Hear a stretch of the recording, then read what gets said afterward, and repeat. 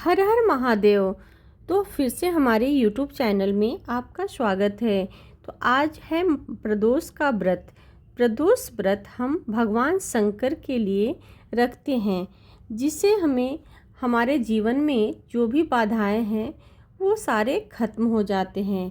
तो चलिए आइए प्रदोष व्रत की कथा आप लोगों को सुनाती हूँ। क्यों किया जाता है प्रदोष का व्रत? प्रदोष माह में 2 बार यानी शुक्ल एवं कृष्ण पक्ष की 12 अथवा 13 को आता है। प्रदोष का व्रत एवं उपवास भगवान सदाशिव को प्रसन्न करने के लिए किया जाता है। प्रदोष काल में स्नान करके मौन रहना चाहिए, क्योंकि शिव कर्म सदैव मौन रहकर ही पूर्णता को प्राप्त करता है। इसमें भगवान सदाशिव का पंचामृतों से संध्या के समग्र अभिषेक किया जाता है। प्रदोष का सबसे बड़ा महत्व है कि सोम चंद्र को कृष्ण पक्ष को प्रदोष काल पर भगवान शंकर ने अपने मस्तक पर धारण किया था।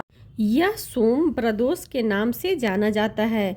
उपासना करने वालों को एवं प्रदोष करने वालों को सोम प्रदोष से व्रत एवं उपवास प्रारंभ करना चाहिए। प्रदोष काल में उपवास में सिर्फ हरे मूंग का सेवन करना चाहिए, क्योंकि हरा मूंग पृथ्वी तत्व और मंदाग्नि को शांत रखता है। पौराणिक कथा अनुसार चंद्र का विवाह दक्ष प्रजापति की 27 नक्षत्र कन्याओं के साथ संपन्न हुआ। चंद्र एवं रोहिणी बहुत ही खूबसूरत थी एवं चंद्र का रोहिणी पर अधिक स्नेह देख शेष कन्याओं ने अपने पिता दक्ष से अपना दुख प्रकट किया।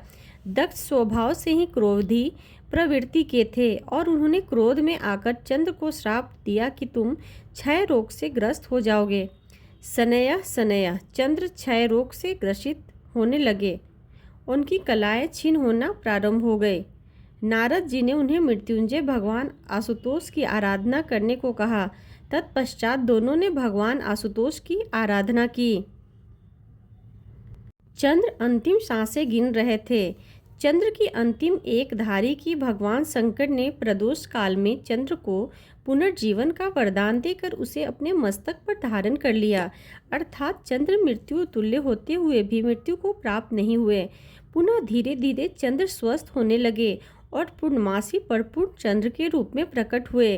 प्रदोष में दोष यही था कि चंद्र क्षय रोग से पीड़ित होकर मृत्यु तुल्य कष्टों को भोग रहे थे।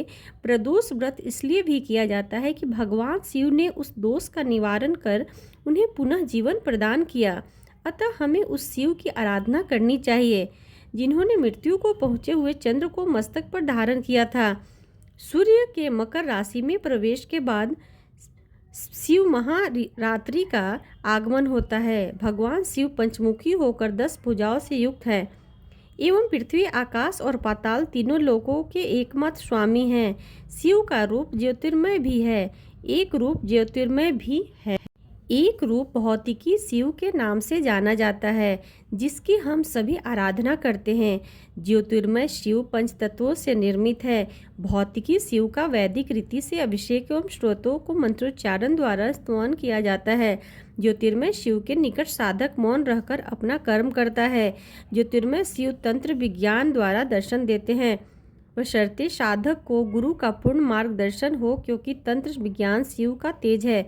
तीसरा नेत्र इस विज्ञान को जानने वाले जितने भी हुए हैं और जिन्होंने भी शिव के इस रूप में दर्शन किए, सब में इस ज्ञान को गोपनीय रखा। यह सत्य है कि सत्यान्वेषी मनुष्यों ने संपूर्ण ब्रह्मांड के दर्शन पर अपनी व्याख्याओं में अपने अपने अनुभवों को अपनी भाषाओं में वर्णित कर समाज के सामने जितना प्रकट करना आवश्यक था उसका प्रचार प्रसार किया। तंत्र विज्ञान वास्तविकता के दर्शन कराता। इस शास्त्र को गोपनीय रखने के पीछे एक कारण यह भी है कि शिव के तत्वों का संपूर्ण रहस्य उजागर हो जाता है तो इसका दुरुपयोग घातक सिद्ध हो सकता है। दर्शन शास्त्र में जब सीधे ईश्वर के दर्शन उनकी कलाएं सामने आती है तो मनुष्य जीवन का वास्तविक अर्थ समझ में आने लगता है। परमहंस आवृत्ति इसमें इंसान बालक स्वरूप हो जाता है, तब वंचित रूप में ईश्वर के दर्शन करता है। शिव परिवार पंच तत्व से निर्मित है। तत्वों के आधार पर शिव परिवार के वाहन सुनिश्चित हैं।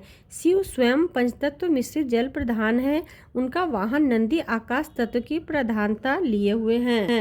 हाँ, एक विशेष बात यह है कि शिवलिंग के सामने शनिदेव नंदी देव विराजते हैं और शिव के दर्शन करने के लिए पूर्व नंदी देव के सिंहों के बीच में से शिव के दर्शन करते हैं, क्योंकि शिव ज्योतिर्मय भी हैं और सीधे दर्शन करने पर उनका तेज सहन नहीं कर सकते। नंदी देव आकाश तत्व हैं, वे शिव के तेज को सहन करने की पूर्ण क्षमता रखते हैं।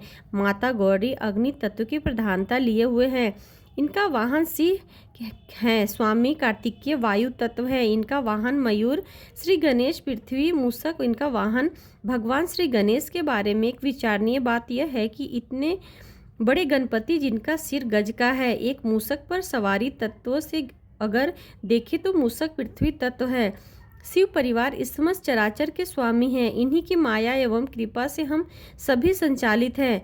शिव पुराण में उल्लेख मिलता है कि शिव के एक अंग से श्रीहरि विष्णु, एक अंग से ब्रह्मा जी और शिव के मस्तक रूपी तीसरे नेत्र से महेश। इस प्रकार से इन सबको अपना अपना दायित्व सौंप कर स्वयं भगवान भभूत रमाए ध्यान में रखते हैं। भगवान शिव रिद्धि सिद्धि सुख समृद्धि के दाता, ऐसे शिव को बारंबार प्रणाम।